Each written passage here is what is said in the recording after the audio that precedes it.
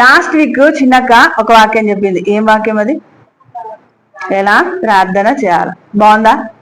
దేవునికి స్తోత్రం. మరి ఈరోజు ప్రార్థన యొక్క కంటిన్యూషన్, ఎన్ని విధాలుగా ప్రార్థన చేయాలా?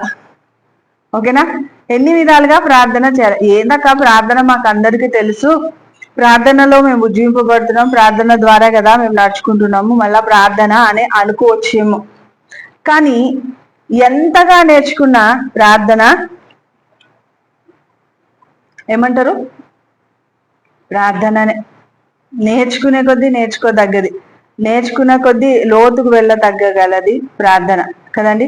మరి దేవుని యొక్క మహిమోన్నతమైన కృపను బట్టి ఆయన మనల్ని దీవిస్తూ నడిపిస్తున్నారు. మొట్టమొదట ఎలిమెంటరీ లెవెల్ ప్రేయర్ అంటారు. ఎలిమెంటరీ లెవెల్ అంటే ఏమని అర్థం? ఎలిమెంటరీ లెవెల్ అంటే చిన్నపిల్లల బడి. హై స్కూల్ అంటే కొంచెం 6th క్లాస్ నుండి. ఇంటర్మీడియట్ లెవెల్ అంటే 10th తర్వాత కదా. కానీ ఎప్పుడు యోహాను సువార్త 14 ప్రేయరే చేస్తామంట మనం. యోహాను సువార్త 14 ఏముందో చదువుదామా ఒకసారి. యోహాను సువార్త 14 నా నామమున మీరు నన్నేమి అడిగినను నేను చేతును. ఇక్కడే అయిపోతాం ఇంకా విశ్వాసులందరూ. ఆయన నామంలో ఏం అడిగినా మనం పొందుకుంటాం. కాబట్టి ఆయన నామం దగ్గరికి పోతే ఏం అడగాల? బంగారు అడగాల, వజ్రాలు అడగాల, వైడూర్యాలు అడగాల, లేదంటే పెళ్లి చేసుకోనా అని అడగాల, ఉద్యోగం కావాలని అడగాల. సో ఇలాంటివే అడుగుతాం దేవుని దగ్గరికి వెళ్ళినప్పుడు. కానీ మత్తయి సువార్త 6వ అధ్యాయంలో నా నామమున మీరు నన్నేం అడిగినా ఇస్తా అన్న ఆయనని ఏమంటున్నాడంటే, మొదట నా నీతిని నా రాజ్యాన్ని మీరు వెదకండి, తర్వాత అవన్నీ మీకు అనుగ్రహించబడతాయి అంటాడు. ఎందుకు ఆయన నీతిని ఆయన రాజ్యాన్ని వెతకాలి అంటే అది మర్మమైన మాట. ఎందుకంటే పసిబాలురైన మనకి మర్మాలు బయలుపరచబడుతున్నాయి కాబట్టి ఈరోజు మనం వాటిని ధ్యానించగలుగుతున్నాం. లేఖన వచనాలలో ప్రతిదీ ఉపమాన అలంకార రీతిగానే చెప్పడం జరిగింది. కాబట్టి ఈ వాక్యం కొంతమందికి అర్థం కాదు, కొంతమందికి అర్థమవుతుంది. అయితే ఈ వాక్యము ద్వారా మనం లోతులలోకి వెళ్ళాలి అంటే వాక్యాన్ని నెమరు వేయాలి అని అంటాడు. పద్యం నేర్చుకుంటాం తెలుగులో. పద్యానికి ఏమేమి రాసే మార్కులు వస్తాయి పేపర్లో? ఫస్ట్ ఏం రాయాలా? అర్థాలు రాయాలా. అర్థాలు రాసిన తర్వాత భావం రాయాలి. సో ఆ అర్థాలు భావం రాస్తేనే మనకి 10 మార్కులు కావచ్చు, 20 మార్కులు కావచ్చు వస్తాయి. లేకపోతే రావు. ఉత్త భావం రాసేస్తే ఎన్ని మార్కులు వస్తాయి? 1-2 మార్కులే ఇస్తాడు. భావం రాస్తే 1-2 మార్కులే. అర్థం అంతా రాస్తే 20 మార్కులు ఉంటే 20 మార్కులు వస్తాయి. Praise the Lord. అలా ఇది కవిత్వ రూపంలో ఉన్న ఒక లేఖన వచనాన్ని అర్థం చేసుకోగలిగినప్పుడు నువ్వు సంపూర్ణమైన మార్క్స్ తెచ్చుకోగలవు. ఆమేన్, హల్లెలూయా. పక్క వాళ్ళకి చెప్దామా, అర్థం చేసుకుందాం బైబిల్ ఇప్పటి నుండి అని. Praise the Lord. అవునండి, వాక్యము మనం ఒక్కొక్కరు ఒక్కొక్క కొత్త కోణంలో బోధిస్తున్నారు కదా. మరి ఏది నిజము, ఏది అబద్ధము, ఏది అవాస్తవము అనే దానికి వెళ్తే ప్రభు బయలుపరిచేది మనకు అర్థం కావాలంటే వాక్యం మన హృదయంలో, మన తలంపులలో ఉండిపోవాలి. అవును లేఖన వచనంలో అలా ఉంది, అవును లేఖన వచనంలో ఇది కరెక్టే అని మనం మాట్లాడగలుగుతాం. హల్లెలూయా. మరి దైవికమైన కృపను, దైవికమైన ప్రేమను బట్టి నా నామంలో మీరు నన్ను ఏమైనా అడుగురి నేను మీకు అనుగ్రహిస్తా అన్న ఆయన యోహాను సువార్త 16 మీ సంతోషం పరిపూర్ణం అగునట్లు అడుగుడి అని అన్నాడు. మొట్టమొదట ఏమన్నాడు? నా నీతిని నా రాజ్యాన్ని వెతకమన్నాడు. తర్వాత మీ సంతోషం పరిపూర్ణం అగునట్లు అడుగుడి, అది మీకు ఇవ్వబడుతుంది. అంటే లోకంలో సంతోషం లేదా? లోకంలో సమాధానం లేదా? లేదనే చెప్పాలి. ఏంటి సంతోషము అంటే, ఒక గంట బార్లో బాగా తాగేసి వచ్చిన వ్యక్తిని అడిగి సంతోషంగా ఉన్నారా అండి అంటే, బాధ ఎక్కువై వచ్చి తాగినాను కానీ సంతోషం నాకేం అర్థం కాలేదని చెప్పొచ్చేమో. అవునా? మరి అలాగే బాగా నగలు కొన్న ఒక స్త్రీ దగ్గరికి వెళ్ళి, అమ్మా ఇప్పుడు నువ్వు హ్యాపీగా ఉన్నావు అంటే, ఉన్నాను కానీ ఉన్నట్లే ఉన్నాను. ఎందుకంటే నగలు మనల్ని తృప్తి పరచవు కదండి. మరి యెహెజ్కేలు గ్రంథంలో ఒక మాట అంటాడు. యెహెజ్కేలు గ్రంథము 22వ అధ్యాయము 30వ వచనం చూడండి. యెహెజ్కేలు 22 30. నేను దేశమును పాడు చేయకుండానట్లు ప్రాకారంను దిట్టపరచుటకు బద్దలైన సందులో నిల్చుటకు తగిన వాడెవడు. నేను ఎంతగా వెతికినా ఎవరు కనపడటం లేదంటున్నాడు. ఆ తగిన వాడు ఎవరుగా నిలబడాలి? మనముగా నిలబడాలి. Praise Lord. అంటే దేవునికి మనుషులకి మధ్య ఒక బంధము తెగిపోయిన సందర్భంలో నిలబడువాడు యాజకుడు, ప్రవక్త కదండి, తల్లిదండ్రులు. ఇలా మన జీవితాల్లో మన కొరకు విజ్ఞాపన చేసే వాళ్ళు నిలబడతారు. అయితే నీ జీవితంలో కష్టం ఏదైతే ఉందో, అంటే ఇప్పుడు సపోజ్ పిల్లలు కాలేదు, పిల్లల కొరకు ఎంత అవమానం పొందుతుందో నీకు తెలుసు ఆ వాల్యూ. అవునా? కుటుంబంలో ఉద్యోగం లేదు, ఎంత దరిద్రత అనుభవించినా నీకు తెలుసు. ఆ భారం నీకు ఉంటది కాబట్టి వారి కొరకు కూడా ప్రార్థన చేయాలి. నీలా సఫర్ అవుతున్న ప్రతి ఒక్కరి కొరకు నువ్వు ప్రార్థన చేయగలిగితే ఖచ్చితంగా దేవుని యొక్క ప్రేమ, దేవుని యొక్క మనస్సు నీ వైపు తిరగడం ఆరంభమవుతుంది. హల్లెలూయా, హల్లెలూయా. రోజు నా భర్తని మార్చు, నా పిల్లల్ని మార్చు, నా ఉద్యోగంలో భాషని మార్చు అని మనం ప్రార్థన చేస్తుంటాం కదా. అయితే ఇంతమంది ఎలా సఫర్ అవుతున్నారో వారిని దర్శించని ఒకసారి ప్రార్థన చేయండి. ఆటోమేటిక్ గా నీ భర్త మారుతారు, ఆటోమేటిక్ గా నీ పరిస్థితులు మారుతాయి, ఆటోమేటిక్ గా నీ స్థితిగతులు అన్నిటినీ మార్పు చెందడం నువ్వు చూస్తావు. ఎందుకంటే ఆ బద్దలైన సందులు, అంటే చాలా మంది కార్యాలు జరగక ఫస్ట్ లెవెల్లో ఏమైపోతాడంటే చిన్నపిల్లలాగా మేము చర్చ్కి పోము, ఏం చేసినాడని దేవుడు, ఎక్కడున్నాడు దేవుడు, మా అమ్మని చంపేసినాడు, మా నాన్నని చంపేసినాడు అంటూ విమర్శించే వాళ్ళు ఎంతమంది లేరు? ఇన్నేళ్ళ నాకు పిల్లల్ని ఇవ్వాల అని అనే వాళ్ళు ఎంతమంది లేరు? వాళ్ళంతా ఏమా అంటే చర్చికి పోతలేరు, చర్చికి పోరు. ఎందుకంటే దేవుడు మాకు ఏదైనా చేస్తేనే. లాస్ట్ దినాలలోకి వచ్చినామండి, దేవుడు ఏమి చేయని దినాల్లోకి వచ్చేసినాం దాదాపుగా. విశ్వాసిని కనుగొన్న తరమా, విశ్వాసం కనుగొన్న తరమా క్రీస్తు రాకడలో అంటున్నాడు. మనుష్య కుమారుని రెండవ రాకడ, రహస్య రాకడ దయానికంట ఆయన వస్తాడు అనే ఒక సందర్భంలో మనమందరం విశ్వాసాన్ని కోల్పోతామట. నోవాహు దినాలలో వాళ్ళంతా భ్రష్టులయ్యి ఒకరికొకరు నీతిని తప్పిన వారుగా ఇష్టారాజ్యం జీవితం జీవించే వారుగా ఉన్నప్పుడు వచ్చినాడు కదండి. అలాగే సొదొమ గొమొర పట్టణం, అబ్రహాము లోతు గురించి విజ్ఞాపన చేసే సందర్భంలో ఆ సొదొమను రక్షించడానికి ఒక 10 మంది చాలు అని అన్నాడు, 5 మంది అని అన్నాడు ఫైనల్ గా కదండి. కానీ అక్కడ ఎవరు నీతిమంతులుగా కనపడలేదు. సో దేవుని యొక్క మహిమోన్నతమైన కృపను బట్టి లోతు భార్య పిల్లలే, దాంట్లో కూడా లోతు పిల్లలు తప్ప ఇంకెవరు బయటికి రాలేకపోయినారు. మరి దేవుని యొక్క ఉగ్రత ఎప్పుడు వస్తుంది అంటే పాపము పెంచినప్పుడు. సో మన జీవితాల్లో, మన ఉద్దేశాలలో కూడా పాపం వలన వచ్చే జీతము మరణము అని ఆదాముతో అన్నప్పుడు, ఆదాము ఆ పండు తిన్న వెంటనే చచ్చిన వాడుగా ఉన్నాడా? లేడా? ఉన్నాడు. కానీ శారీరక మరణం దొరకలేదు, కానీ ఆత్మీయ మరణం అప్పుడప్పుడికే జరిగిపోయింది. అయితే ఈరోజు చూడండి, దేవుని యొక్క మహిమోన్నతమైన కృపను బట్టి మన జీవితాలలో ఆధ్యాత్మిక చింతన కలిగి ఉండగలిగితే, ఆశీర్వాదకరమైన నడిపింపు మనం కలిగి నడవగలిగితే ఖచ్చితంగా మన జీవితంలో కూడా మరణం అనేది రాదు. వివాహ జీవితంలో మరణం సంభవిస్తుంది, ఆరోగ్య జీవితంలో మరణం అనేది ఎంటర్ అవుతుంది కదా. ఫినాన్షియల్ స్టేటస్ లో మరణం అనేది ఎంటర్ అవుతుంది. ఎంత సంపాదించినా జీవం ఉండదు, ఎంత సంపాదించినా అది అభివృద్ధి చెందదు. ఎందుకో తెలుసా? అవిశ్వాసమును బట్టి. ఎందుకంటే మనం దేవుని విమర్శించే వారంగా ఉన్నందువలన, దేవుని ప్రేమించలేనందువలన. ఎప్పుడైతే దేవుని ప్రేమిస్తామో, ఎప్పుడైతే దేవుని గణపరుస్తామో, ఎప్పుడైతే దేవుని ఆరాధించే భక్తులుగా మారుతామో అప్పుడు దేవుడు మనల్ని ఉద్దేశపూర్వకంగా హెచ్చిస్తూ వస్తాడు. ఆమేన్, హల్లెలూయా. మరి పక్క వాళ్ళకి చెప్దామా, ఈ రోజు నుండి నేను ఏమి జరిగినా జరగకపోయినా నా ప్రభువుని ప్రేమిస్తాను అని? Praise the Lord. ఎందుకంటే ఆయనను ప్రేమించిన వారిని ఆస్తికర్తలుగా చేస్తారట. ఆయనను ఎందు భయభక్తులు కలిగి ఆయనను ఆరాధించే వారిని జ్ఞానవంతులుగా మారుస్తారు.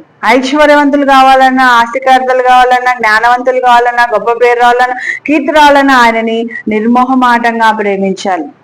Praise the Lord. అవునా అండి? ప్రేమ లేకపోతే వాడు మోగిరి కంచు అని అనుంది. ప్రేమించడం అనేది మనకు తెలియకపోతే మనం దేవుని ప్రేమను ఆస్వాదించలేం. Praise the lord. ఆయన ప్రేమ అయినాడు కనుక మన దగ్గర నుండి ప్రేమనే కోరుకుంటాడు. అవునా? ఎస్. చూడండి, మన ఇంట్లో అమ్మని చూసినప్పుడు దేవుడు గుర్తు రావాలి. ఎంతైనా ఓపిక చచ్చిపోని అమ్మ మనల్ని ప్రేమించక మానదు. మనకు ప్రాణం బాగాలేకపోతే అమ్మ పరిచయం చేస్తూనే ఉంటుంది, అవునా? అమ్మకు బాగాలేకపోతే మనం అంత సాక్రిఫైస్ చేస్తామో లేదో తెలియదు, కానీ ఆమె కంటిన్యూస్ గా సాక్రిఫైస్. నాన్నని చూసినప్పుడు ఎంత బాగాలేకుండా ఆఫీస్ పోతాడు, డ్యూటీ చేసుకొస్తాడు, ఆ డబ్బులన్నీ ఇంట్లో ఖర్చు పెట్టడానికి ఇష్టపడతాడు. ఏమి తను మాత్రమే బ్రతకడానికి మిమ్మల్ని నేను చూడను అనొచ్చు కదా, ఎందుకంటే వాళ్ళలో దేవుని ప్రేమ ఉంటుంది. ఆమేన్, హల్లెలూయా. మరి దేవుని ప్రేమను బట్టి ఒక తల్లిగా తండ్రిగా వాళ్ళంతా ప్రేమిస్తున్నప్పుడు వాళ్ళలో దేవుడు మనకి ఎందుకు కనపడడం లేదు? ఒక మంచి స్నేహితురాలు కదా, ఆ స్నేహితురాలు మనని మానక ప్రేమిస్తుంది, విడవక ప్రేమిస్తున్నప్పుడు ఆమెలో అతనిలో ఎందుకు దేవుడు కనపడడం లేదు? ఆహార పదార్థాలు తిన్నప్పుడు ప్రతిసారి చద్దివి తింటుంటావు, వేడివి తింటుంటావు, చేదువి తింటుంటావు కదా, రకరకాలుగా. వాటిలో విషం ఎందుకు లేదు? దాంట్లో ప్రేమ ఎందుకుంది? దేవుడి యొక్క ప్రేమ ప్రతి వస్తువు తెలియపరుస్తుంది. Praise lord. సృష్టి యావత్తు ప్రేమతో నింపబడింది, లేకపోతే ఈరోజు మనం బ్రతికే వాళ్ళం కాదు కదండి. దేవుడు ఇజ్రాయలీలని నీళ్లు తాగకుండా చేయగలిగినారు వాళ్ళ యొక్క అవిధేయతను బట్టి, అపవాదికి లోబడిన విధానాన్ని బట్టి. అలా ఈరోజు ప్రతి చెరువులో నీళ్ళని మురికిగా చేసిన, లేకపోతే మలినమైన వాటర్ గా చేస్తే మనం తాగగలమా? ప్యూరిఫై చేసిన వాటర్ని తాగిన తర్వాత మామూలు నీళ్ళని తాగలేకపోతున్నాం, అవునా? జనరల్ వాటర్ని తాగలేం. ఫిల్టర్ వాటర్ తాగి జనరల్ వాటర్ని తాగలుగుతామంటే తాగలేం. ఎందుకు అంటే కెమికల్ వాసన వస్తుంది కదండి, ఫ్లోరినా ఏదో వేస్తారు కదా వాటర్లు, అప్పుడు తాగలేం. బ్లీచింగ్ వేస్తారు. సో బ్లీచింగ్ వేసినప్పుడు నీళ్ళు వాసన వచ్చేస్తుంది. మామూలప్పుడు ఒకవేళ తాగుతామేమో, కానీ ఆ బ్లీచింగ్ వేసిన దాన్ని కూడా ఫిల్టర్లో పోయండి, ఒక రకమైన క్లీన్నెస్ వస్తుంది, అవునా? ఈరోజు వాక్యంలో మనల్ని మనము అలా తీసుకువెళ్తే మనలో ఉంటున్న ఆ నెగిటివిటీని అంతా తీసివేసేసే దేవుడుగా ఉన్నాడు. కాబట్టి ఆయనను ప్రేమించగలిగే, చూడగలిగే కన్నులు, అనుభవించే పరిస్థితులు, మనం అర్థం చేసుకోగలిగే నడిపింపు మనం పొందుకుంటాం. అందుకే వాక్యాన్ని పసిపిల్లల్లాగా చదవడం కాదు, ఇష్టంగా చదవాలి. వాక్యాన్ని ఎలా ధ్యానించాలంటే ఊరికే జస్ట్ డైలీ నేను చదవాలి, నేను క్రిస్టియన్ కాబట్టి చదవాలి అని వాగ్దానాలే వెతకకూడదు. ఆయన మనస్సును వెతకాలంటే, చేయని వెతకకూడదు, ఆయన అడుగు జాడలను వెతకాలంటే.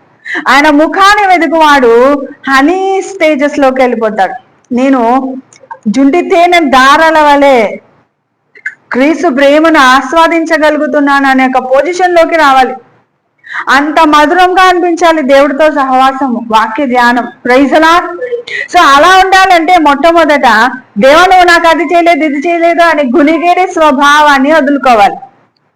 సో మనం ఎప్పుడు గునిగే వారంగా ఉండకుండా దేవుని ఆరాధించేవారుగా ఉండాలి, దేవుని కొనియాడేవారుగా ఉండాలి, దేవునికి కృతజ్ఞత చెప్పేవారుగా ఉండాలి. అప్పుడు మాత్రమే దీవించబడతాం. ఆమేన్, హల్లెలూయా. మరి దైవికమైన కృపను బట్టి మూడవ లెవెల్ ఏంటి అంటే, ఇతరుల కొరకు ప్రార్థన చేసిన తర్వాత మూడవ లెవెల్ ఏంటి అంటే వార్ఫేర్ ప్రేయర్స్. మనం ఇతరుల నిమిత్తం ప్రార్థన చేస్తున్నప్పుడు, మనం ప్రార్థన చేస్తున్నప్పుడు ఏం చేస్తాం తెలుసా? ఏదైనా బయలుపరచబడింది అనుకో, వెంటనే వాటిని బంధించడం, లేకపోతే వాటి యొక్క మూలముల మీదకి వాక్యాన్ని అప్లై చేయడం చేయాలి. ఇప్పుడు మీ అందరూ నాకు ఒక ప్రేయర్ విజ్ఞాపన ఇస్తారు, దాని విషయంలో నేను ప్రార్థన చేసినప్పుడు ఏవైనా కనిపించినప్పుడు వెంటనే అవి బ్రేక్ చేయబడుతున్నాయి. ప్రైజ్ లార్డ్, హల్లెలూయా. కొంతమంది విమర్శకులు ఉంటారు, ఏంది మీరే చేస్తారా, మేము చేయలేమా, డాక్టర్స్ ఎందుకు ఇంకా మీరు అని. అయితే యేసు ప్రభు దగ్గరికి స్వస్థపరచబడాల్సిన వారు వచ్చినప్పుడు యేసే అడిగే క్వశ్చన్ ఒకటే అడుగుతాడు, ఏంటది? నువ్వు స్వస్థపడగోరుచున్నావా అని అంటాడు. అవును ప్రభా నేను స్వస్థపరచబడగోరుతున్నాను, నువ్వు నమ్ముతున్నావా అని అంటాడు. అవును ప్రభా నేను నమ్ముతున్నాను అన్న వారికే స్వస్థత జరిగింది, నమ్మకం లేని వారికి కాదు. సూపర్ న్యాచురల్ బ్రేక్ త్రూ కావాలనే వాళ్ళకి దేవుడు సూపర్ న్యాచురల్ బ్రేక్ త్రూ ఇవ్వడానికి ఇష్టపడతాడు. అయితే మన జీవితాల్లో, మన పరిస్థితుల్లో మనం ఎంతసేపు ఉన్నా దేవుని మీద ఆధారపడకుండా అందరి మీద ఆధారపడడానికి ఇష్టపడతాం. సో అలాంటి ఆధారపడుతున్నప్పుడు మనకి ఏం బయలుపరచకూడదు, ఏమి జరగదు. ప్రతి రోగానికి, ప్రతి వ్యసనానికి, ప్రతి అపవాది ఆధిపత్యము మన మీద పని చేస్తుంది అనేది చూడాలి. ఎందుకంటే మనం పోరాడుతున్నది దురాత్మల సమూహముతో. ఎఫెసీ 6:12 చూస్తున్నాం. కదా. మనం పోరాడుతున్నది ఏదో అత్త ఆడబిడ్డ, అవునా, ఇంటి పక్కల ఆమె, వెనకింటి ఆమె, ముందరింటి ఆమె, అది కాదు మనం పోరాడుతున్నది. శత్రువులతో కాదు పోరాడుతున్నది, దురాత్మల సమూహంతో పోరాడుతున్నాం. కాబట్టి వాటి మీద మనం యుద్ధము ప్రకటించాలి. సో తెలిసిన వాడికి అయితేనే జ్ఞానం, తెలియని వాడికి జ్ఞానము ఉండదు. కాబట్టి రెండవ లెవెల్లో నువ్వు ఇతరుల కొరకు విజ్ఞాపన చేస్తున్నావు అంటేనే నీకు వాక్య అవగాహన ఉండాలి. వాక్యాన్ని అన్వయించుకోగలిగే కృప నీకు మూడవ యొక్క స్థాయిలో నువ్వు పొందుకోగలుగుతావు. ఈ యుద్ధం జరిగించేదే ప్రార్థన. ప్రార్థన అంటే ఊరికే అవి సరుకులు అడగడము కదండి, వాళ్ళ గురించి వీళ్ళ గురించి ప్రార్థన చేయడం వరకే ఆగిపోతాం. నేను ఎంత మంది కోసం ప్రార్థన చేసే, ఒక గంట అయితే నా ప్రార్థన అంటుంటారు. మరి ఆ ప్రార్థనలో దేన్ని బంధించాలో, దేని విడుదల చేయాలో అది చేయకపోతే మనం ఆశీర్వాదాన్ని పొందుకోలేం. హల్లెలూయా. మరి లూకాసు వార్త 10:19 శత్రు బలం అంతటి మీద నేను మీకు అధికారం ఇచ్చినాను, ఏది మీకు ఎంత మాత్రంలో హాని చేయదు అనేది నమ్మాలి. మరి మనుష్య కుమారుడు వచ్చే సమయానికి విశ్వాసమే ఉండదు అని అంటున్నారు. మరి లోకానుసారమైన మనుషులకైతే విశ్వాసం ఉండదు, కానీ ఆధ్యాత్మిక చింతన కలిగి వాక్య అనుభవాన్నిలోకి వెళ్ళిపోయిన వారు, వాక్యాన్ని అన్వయించుకునే వారు ఆ యొక్క అపవాది క్రియలను లయం చేయగలరు. ఆమేన్. అపవాది క్రియలని గెహనాలో బంధించగలరు. ఆమేన్. శాసించగలరు. హల్లెలూయా, హల్లెలూయా. అవును, నువ్వు శాసించిన దాన్ని నెరవేర్చుటకు దేవుడికి ఇష్టంగా ఉంది, కాబట్టి దాన్ని మీరు శాసించండి అంటున్నారు. ఎందుకు శాసించాలి? అది నిజమా అక్క అంటే దానియేలు గ్రంథం 10:11 చెప్తున్నారు. పారసీకుల రాజ్యాధిపతి నన్ను 21 రోజులు అడ్డగించున్నారు, నువ్వైతే బహుప్రియుడివి అని. ఆమేన్. సారీ, నేను చాలా బహుప్రియురాలిని, ప్రియుడను. ఎస్, ఆయన ప్రేమ గాపే అండి. ఆ ప్రేమను మనం తెలుసుకోవాలి. ఆ ప్రేమ ఎత్తు లోతు వెడల్పు ఎంతో తెలుసుకోవాలి అంటాడు ఎఫెసీయులకు రాసిన పత్రిక. చర్చికి వస్తాం, ఇంట్లో కూర్చొని గంటలు గంటలు ప్రార్థన చేస్తాం, కానీ దేవుని నిందించడానికి ఇష్టపడతాం. ఇక్కడ సమస్య దేవుడు కాదు, సాతానుడు. సాతానును బంధించగలిగేంత సమర్థతను మనం పొందుకోవాలంటే మన వాక్యం ఎరిగిన వారంగా ఉండాలి. 4వ స్టేజ్లోకి వెళ్తే దేవుని మనసు తెలుసుకుని ప్రార్థించేవారుగా ఉండాలి. యాకోబు అంటాడు కదా, మీరు అడుగుతున్నారు కానీ మీ భోగేచ్ఛల నిమిత్తం అడుగుతున్నారు, మీ పరిస్థితులు అన్ని సకలం బాగుండాలని అడుగుతున్నారు. అలా కాదు అడగాల్సింది, ఆయన మనసు ఎరిగి ఆయన చిత్తం ఏంటో తెలుసుకొని అడగాలి అని అంటాడు. మరి దేవుని చిత్తం ఏంటి అండి? పైన వాటిని వెతకడం దేవుని చిత్తం, నీ సంతోషం పరిపూర్ణం అవ్వడం దేవుని చిత్తం. అవునా? మీ హృదయం భూ సంబంధమైన వాటి మీద కాకుండా పరలోక సంబంధమైన వాటి మీద దృష్టి ఉంచండి అని అంటున్నాడు. భూ సంబంధమైన వాటి మీద కాదండి ఉండాల్సింది. ఎలా ఉండాలి? దేవుని మనసు గెలుచుకున్నానా, ఆయనతో నేను నడవడానికి ఇష్టపడుతున్నానా, ఆయన ఉద్దేశాల ప్రకారం నేను దీవించబడుతున్నానా అని ఆలోచించాలి. కానీ మనం ఏమనుకుంటాం తెలుసా, ఈ కోర్టు కేసు ఇంత అయిపోయిందా లేదా, ఇంత మార్గం సుగమమైందా లేదా, నేను వేసిన డబ్బులకు వడ్డీ వస్తుందా లేదా, నాకు న్యాయం జరిగిందా లేదా, ఇంకా ఎప్పుడు అక్క అని అంటాం. నువ్వు అడిగిన వాటిని ఇలా పొందుకుంటావని ఫస్టే చెప్పినాం మనం, యోహాను సువార్త 14:14. అన్ని యేసునామంలో అడిగిన వాటిని పొందుకుంటాం. నీ నీడ్స్ అవసరం, నీకు మ్యారేజ్ అవసరం వయసు వస్తేనే, అవునా? నీటి నాటబడిన చెట్టు వల్ల వేటి కాలమందు వాటి ఫలం నువ్వు అనుభవిస్తావు అనేది దేవుడి చిత్తం ఉంది. కాబట్టి నీ జీవితంలో నీకు వివాహం చేయాలనేది ఆయనకు తెలుసు, నీకు జాబ్ రావాలనేది ఆయనకు తెలుసు, నీ పరిస్థితులలో నీకు ఈరోజు శ్రేష్టమైన ఆహారం కావాలని కూడా తెలుసు. ఆదివారం అయితే అన్నం తింటాం, కానీ సాధారణంగా చిత్రాన్నం పెడితే తింటారు ఎవరన్నా? చూడండి, ఇప్పుడే అని వచ్చింది, ఏది పెట్టినా తింటాం అక్క అన్నామా? ఏముండాలి? ఆదివారం అంటే స్పెషల్ ఉండాలి కదండి. సో అలాగే దేవుడి దగ్గరికి వచ్చిన ప్రతిసారి స్పెషల్ ఎక్స్పెక్ట్ చేయి. దేవుడితో కూర్చునే ప్రతిసారి దేవుని మనస్సును తెలుసుకోవడానికి ఆశించు, అపేక్షించు, ఆరాధిస్తూ దేవుని మనస్సును గెలవగలుగుతున్నానా లేదా, ఇంకొంచెం వెలుగుగా మార్చబడ్డానా లేదా, ఇంకొంచెం మహిమతో నింపబడ్డానా లేదా, ఇంకా ఇంకా ఇంకా అని మనం చూడగలుగుతుంటే, నువ్వు చూడని నీ కోర్టు పరిధులని, నువ్వు చూడలేని నీ ఉద్యోగానికి సంబంధించిన కష్ట నష్టాలని, నువ్వు గ్రహించలేని అప్పులు ఇరుకులు ఇబ్బందులు అన్నిటి మీద జయం పొందుకుంటావు, ఆశకి కట్టగా అవుతావు. ఆమేన్. ఇహలోకంలో ఆస్తి ఉంటుంది, పరలోకంలో ఆస్తి ఉంటుంది. Praise the Lord. పరలోక ధనం అనేది ఎవరి వశంలో ఉంది అంటే నీ నాలుక వశంలోనే ఉంది. మళ్ళీ పరలోకాన్ని పొందుకోవాలంటే ఎవరి ఉద్దేశంలో ఉంది అంటే నీ ఉద్దేశంలోనే ఉంది. అది మనం గమనించడం లేదు. మనము దేవుని ప్రేమించి దేవుని మనసును గెలుచుకోగలిగి ఆయనలాగా ఆరాధించగలిగే ఒక నడిపింపు మనం పొందుకోవాలి. ఇర్మియా 1:17 చూడండి. కాబట్టి నీవు నడుం కట్టుకొని నిలువబడి నేను నీకు ఆజ్ఞాపించినదంటే వారికి ప్రకటన చేయము, భయపడకము, లేదా నేను వారి ఎదుట నీకు భయము పుట్టించదు. మరి ఇక్కడ ఇర్మియా చిన్న పిల్లవాడుగా ఉన్నాడు, ఆయన పిలువబడుతున్నాడు ఇజ్రాయేలీల నిమిత్తం. నువ్వు భయపడితే నేను నీకు భయాన్ని కలగజేస్తాను, నువ్వు వాళ్ళ ఎదురుగా భయపడకూడదు అంటున్నాడు. తర్వాత 10వ వచనం చూడండి. వారు నీపై యుద్ధం చేయుదురు కానీ నిన్ను విడిపించుటకు నేను నీకు తోడైనందున వారు నీపై విజయము పొందజాలరిది యెహోవాకు.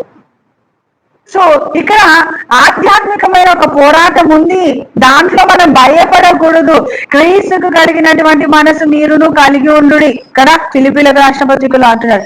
రెనేటెడ్ మైండ్ మనం కలిగి ఉండాలి. ఆయన నాలో ఉన్నాడు, ఆయన నాతో ఉన్నాడు, ఆయనకు అసాధ్యమైనది ఏది లేదు, ఆయన నడిపించే దేవుడు, ఆయన కృప చూపించే దేవుడు, ఆయన ఉద్ధరించే దేవుడు అనే ఒక ఉద్దేశంతో మనం ఉండాలి. ఆమేన్, హల్లెలూయా. మరి సమకూర్పు అందించే రాజుగా రక్షకుడుగా ఆయన ఉన్నాడు. కాబట్టి ఇక్కడ నువ్వు ఆయన మనస్సు ఎరిగి పాప ప్రాయశ్చిత్తముగా ప్రతిరోజు ఆయన రక్త ప్రోక్షణకి మనం వస్తున్నప్పుడు నీకోసం దేవదూతలు విడుదల అవుతారు. హల్లెలూయా. ఇర్మియా నువ్వు చెప్పింది తప్పు అని అన్నప్పుడు ఆయన కాడి మోసుకొని నేను దేవుని సేవకుడనైతే అంటాడు. అవునా, ఈ ప్రవచనం నెరవేర్పులోకి వచ్చింది అంటాడు. మరి అంత రోషం ఎందుకు వచ్చిందంటే ఆయనకు దేవుడితో సహవాసం, రోజు బిర్యానీ తింటున్నాడు ఆయన. దేవుని దగ్గర కూర్చున్నప్పుడు అంతా దేవుని యొక్క ముఖ దర్శనాన్ని చూస్తున్నాడు ఆయన, చేతిని కాదు. దేవుని నోరుని వింటున్నాడు ఆయన, దేవుని స్వరాన్ని కలిగిన వ్యక్తిగా నడిపించబడుతున్నాడు కనుక ఆయన దీవించబడుతున్నాడు. ప్రైజ్ ది లార్డ్, హల్లెలూయా. ఇక్కడ ఆయన మనసును బట్టి దూతల సహాయము దొరకడమే కాకుండా అభివృద్ధి, ఆశీర్వాదము, ఐశ్వర్యము, అద్భుతము, మనము సమస్యమును చూడగలిగే అంత పొజిషన్ లోనికి వెళ్తాం.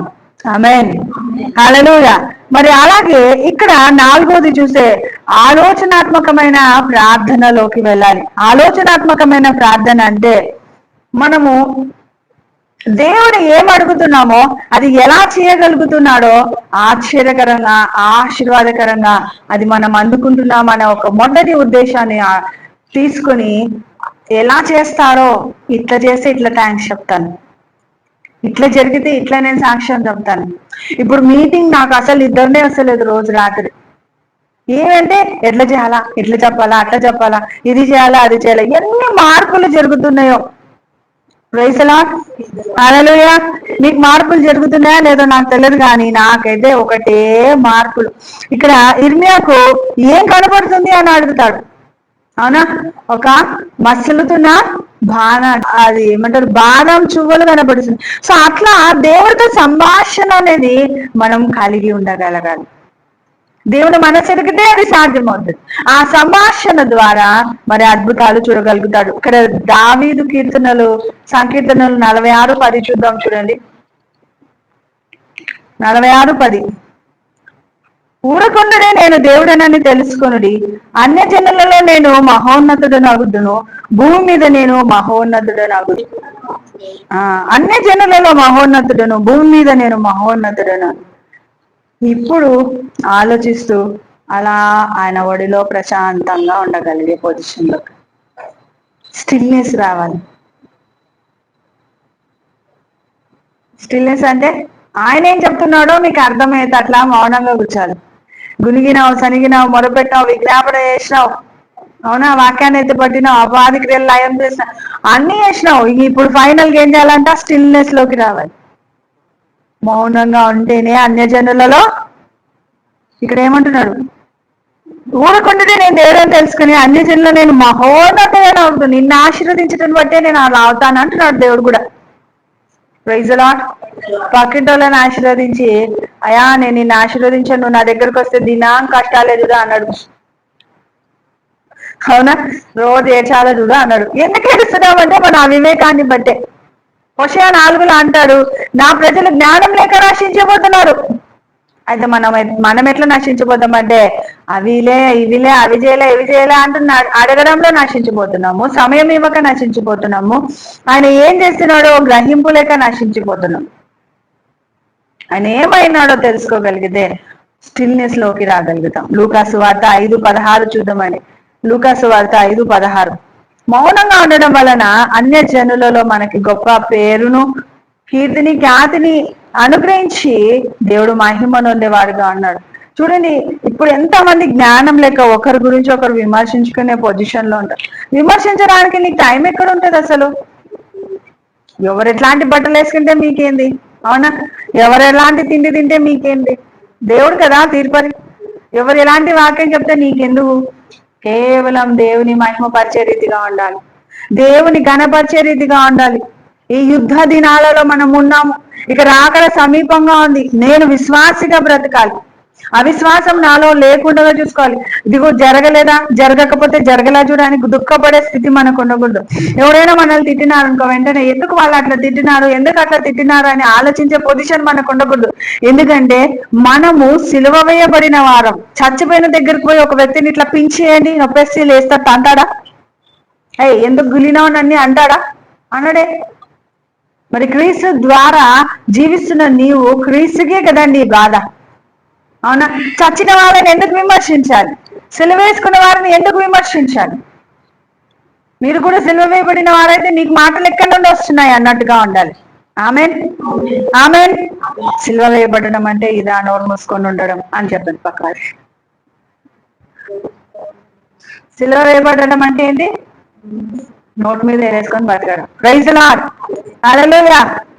అందుకే యేసయ్య నువ్వు రాజువా అంటే నువ్వు అన్నట్లే అని అన్నాడు. అంతే, నాకు తెలిసిన జ్ఞానం అంటే నిజమే అని అంటున్నాడు. మరి నేను నీకు మరణం తప్పించగలనంటే అది నీ వల్ల కాదు అన్నట్టు.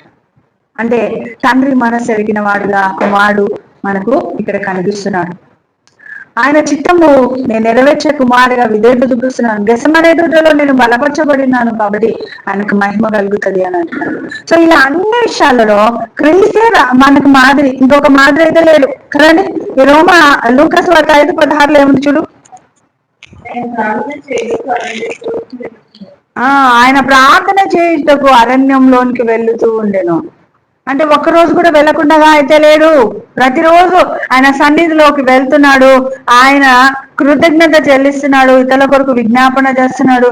అలాగే ఇతరుల నిమిత్తం ఆ యొక్క ఆధిపత్యాన్ని యుద్ధం చేస్తున్నట్టుగా ఆ యొక్క అపాధి క్రియలని పడగొడుతున్నాడు. తర్వాత దేవుని మనసు ఎరిగి నడుచుకోవటం ఎలాగో కొద్ది క్షణాలు మౌనంగా ఉండి ఆయన నెక్స్ట్ ఏం చేయాలో తెలుసుకొని ఆ యొక్క లోకంలో పరిచర్య చేస్తూ రాగలిగినాడు.